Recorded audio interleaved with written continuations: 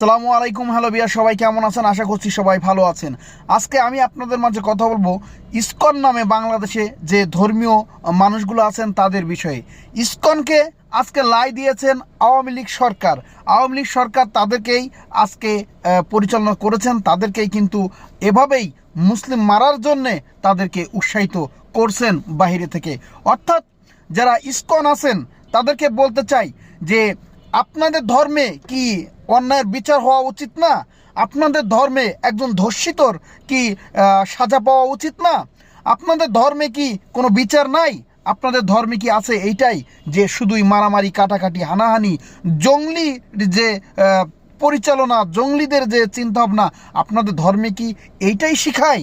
তার মানে বলতে চাচ্ছি আপনাদের ভিতরে যে অন্যায়গুলো হবে, আপনাদের ভিতরে যে অপরাধগুলো হবে, সেগুলো কি আপনাদের ধর্মীয় নিয়ম যে এটার কোনো বিচার হতে পারবে না? আমাদের মুসলিমদের তো অনেক অন্যায় হয়, আমাদের মুসলিম সমাজের ভিতরে যারাই অপরাধ করছে তাদেরকেই কিন্তু আমরা সাজা দিচ্ছি, তাদেরকেই তো আমরা বিচারের আইনের আওতায় এনে তাদেরকে সাজা নিশ্চিত করে তাদেরকে বুঝিয়ে দিচ্ছি যে ইসলাম সবার জন্য সমান। কিন্তু আপনারা যে ধর্মীয় যে পরিচালনা, ধর্মীয়ভাবে আপনারা বোঝাতে চান যে ইসকন যারা আছেন যে তাদের ভিতরে কোনো পাপ নাই, তাদের ভিতরে কোনো বিচার হওয়া উচিত না। আপনারা পাপ করে আপনাদের ধর্মীয় নেতা, ইসকনের যে নেতা, তিনি ধর্ষিত করে, ধর্ষণ করে, তার কি বিচার হওয়া উচিত না? তিনি যে ধর্ষণ করেছেন, আপনাদের ধর্মে কি বিচার নাই? তা তিনি অপরাধ করেছেন, আপনারা কি করলেন? তার সেই অপরাধটাকে আপনারা মাথায় বিবেচনা না করে আপনারা কি করলেন? আপনারা মাঠে নেমে আপনারা আরও উল্টা আইনজীবীকে চট্টগ্রামের কোর্টের ভিতরেই, আইন আদালতের ভিতরেই আপনারা তাকে ধারালো অস্ত্র দিয়ে তাকে মেরে হত্যা করেছেন। তো একটা মানুষের অপরাধকে ধরতে যে, অপরাধকে বলতে যে আপনারা যদি ভিন্ন একটি ধর্মের মানুষকে আপনারা খুন করে মেরে ফেলেন, তাহলে আপনাদের কি করা উচিত? আপনাদের বিচারে বলুন যে আপনাদের তাহলে কি করা উচিত? একজন মানুষের অপরাধ সম্পর্কে তুলে ধরতে যে আপনারা কি করলেন? আইনজীবীকে হত্যা করছেন। তাতে কি বোঝাচ্ছে জানেন? এই বাংলাদেশের যারা মুসলিম আছেন তাদেরকে বুঝিয়েছেন এটা যে আপনারা দুধ কলা দিয়ে কালসাপ এতদিন পেলেছেন।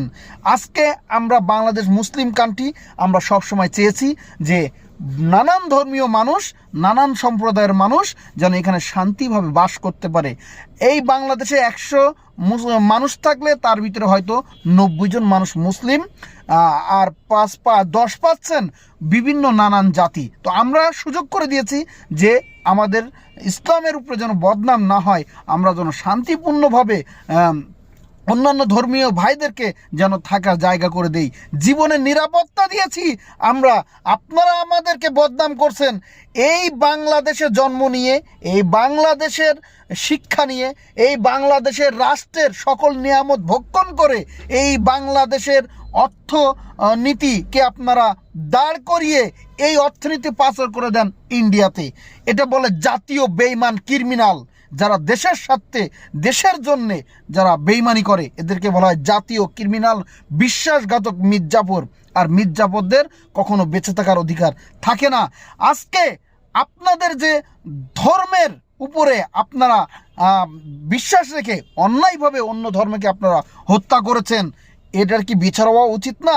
তাহলে এটাই বোঝাচ্ছে যে আপনারা যে আওয়ামী লীগের একটা দালাল, আওয়ামী লীগ আপনাদেরকে পালছেন, আওয়ামী লীগ আপনাদেরকে নতুন করে আবার উৎসাহিত দিয়ে তারা ক্ষমতা আসতে যাচ্ছে, আপনারা হচ্ছেন আওয়ামী লীগের দালাল। মুসলিমরা এদেশে আপনাদেরকে জায়গা দিয়েছে যে আপনারা থাকেন, শান্তিপূর্ণভাবে বাস করেন।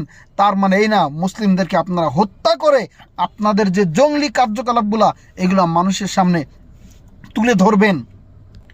ইসকনের যারা অনুসারী আছেন তাদেরকে বলে দিচ্ছি, গুম খুনের স্বৈরাচার অবৈধ ক্ষমতাশীল আওয়ামী লীগকে যদি এদেশের মুসলিমরা 17-18 বছর পরে যদি বিদায় করে দিতে পারে, আপনাদেরও কিন্তু এই বাংলাদেশ থেকে বিদায় হয়ে যাওয়ার সময়টা খুবই হাতের কাছে।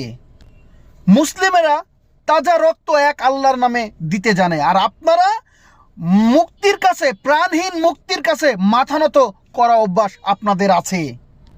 ইসকনের ভক্তদেরকে বলতে চাচ্ছি, পাপ কখনো বাপকে ছাড়ে না।